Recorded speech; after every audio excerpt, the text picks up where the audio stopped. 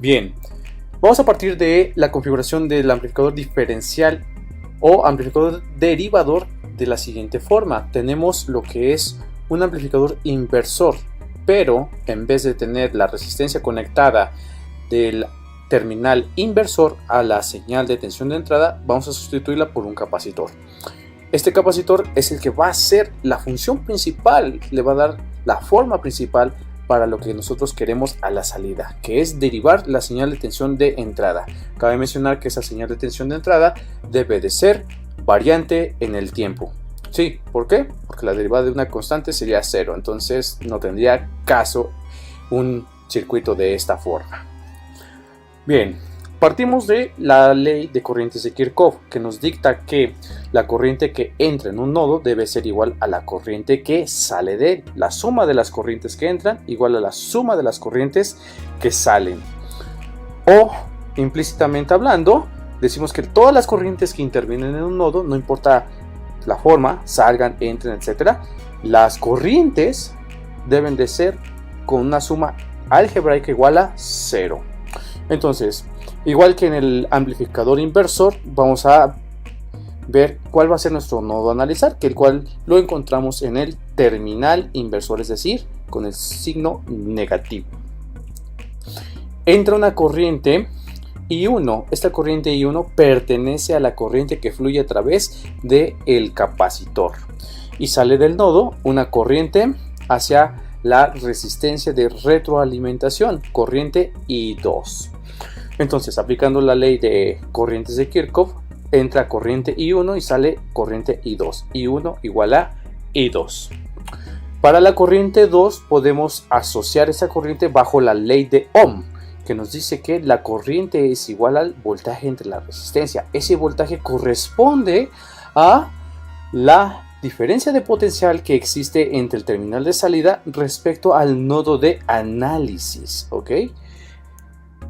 Ahora, para el capacitor, que sería la correspondiente corriente 1, nosotros tenemos que no podemos usar la corriente definida bajo la ley de Ohm. ¿Por qué? Porque esta solamente es válida para las resistencias. Por lo que nosotros tenemos la corriente que fluye a través de un capacitor definida como la capacitancia por la derivada de la tensión de entrada. Esa tensión de entrada va a ser la diferencia de potencial que existe en el nodo de análisis menos el voltaje de entrada. La capacitancia, para recordar, se mide en faradios.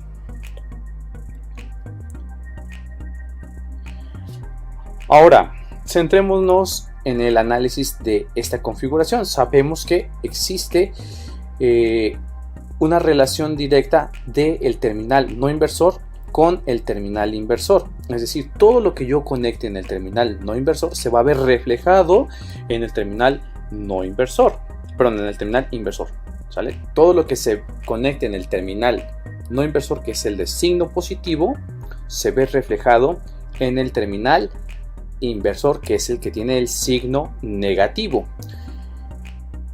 En el terminal no inversor tengo yo conectado a tierra, una tierra electrónica, ¿ok? Me induce un cero electrónico que se va a ver reflejado en el terminal inversor, exacto, el que tiene el signo negativo. Entonces, a partir de ahí yo puedo encontrar cuáles son las diferencias de potencial que necesito para mi análisis. Entonces, para la corriente 1, que sería la corriente que fluye a través del capacitor, será la capacitancia por la derivada de esa diferencia de potencial, que sería 0, que es mi nodo de análisis, menos el voltaje de entrada, que es la señal de tensión que yo estoy analizando.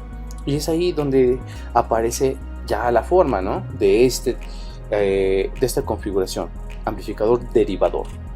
Ahora, del lado derecho de la igualdad, que sería la correspondiente a la corriente I2, que corresponde a la corriente que fluye a través de la resistencia, aplicamos la ley de Ohm. ¿Y cuál va a ser la diferencia de potencial que existe ahí entre ese terminal? Pues es el voltaje de salida menos el de análisis, ¿ok? Exacto, porque está del otro lado de la igualdad, nada más, ¿sí?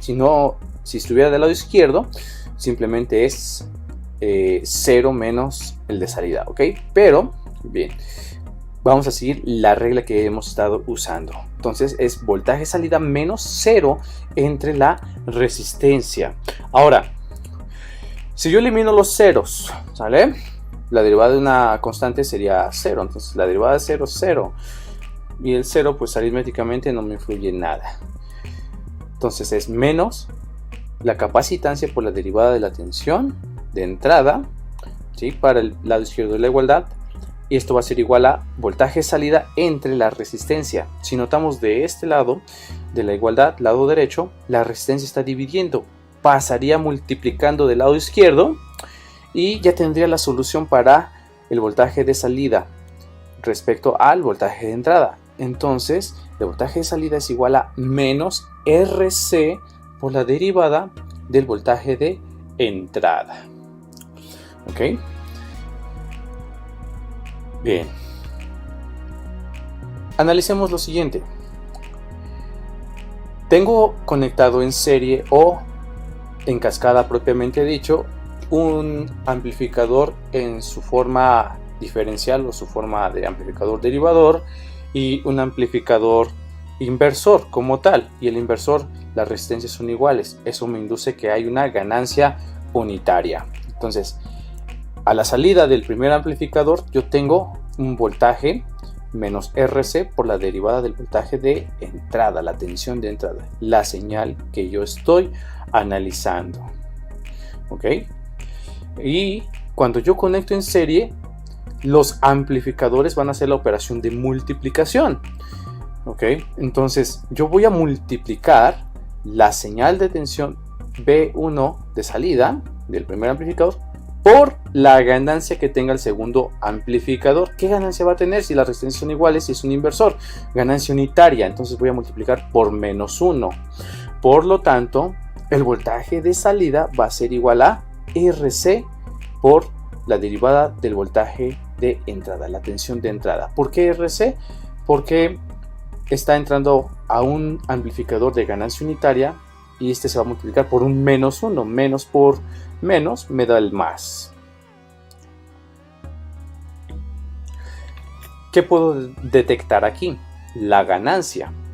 La ganancia es igual a la resistencia por la capacitancia. Dependiendo de cómo yo varíe los parámetros de resistencia y capacitancia, yo voy a obtener lo siguiente, que la ganancia puede ser igual a 1. Eso corresponde a la ganancia unitaria.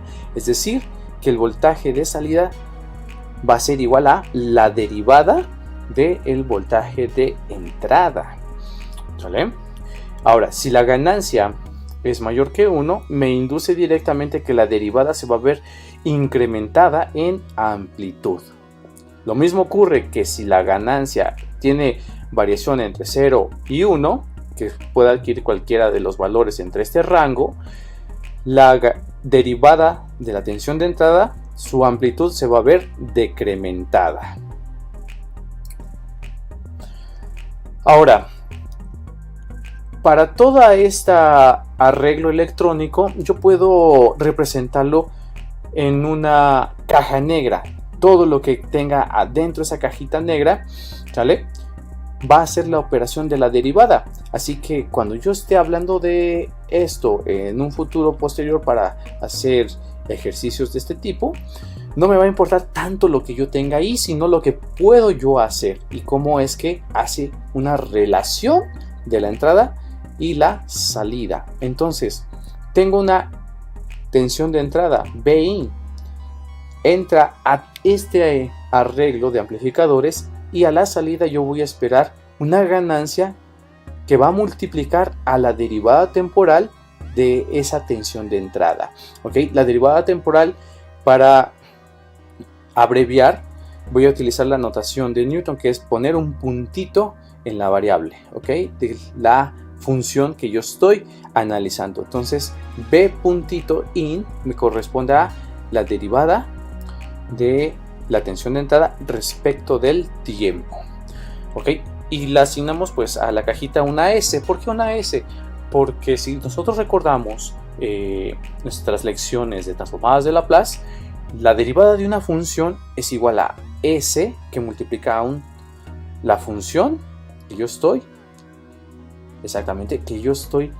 transformando, y esa función es la correspondiente a la derivada. ¿Ok? Simplemente es notación. A mí solamente me interesa qué es lo que puedo yo hacer con esta relación.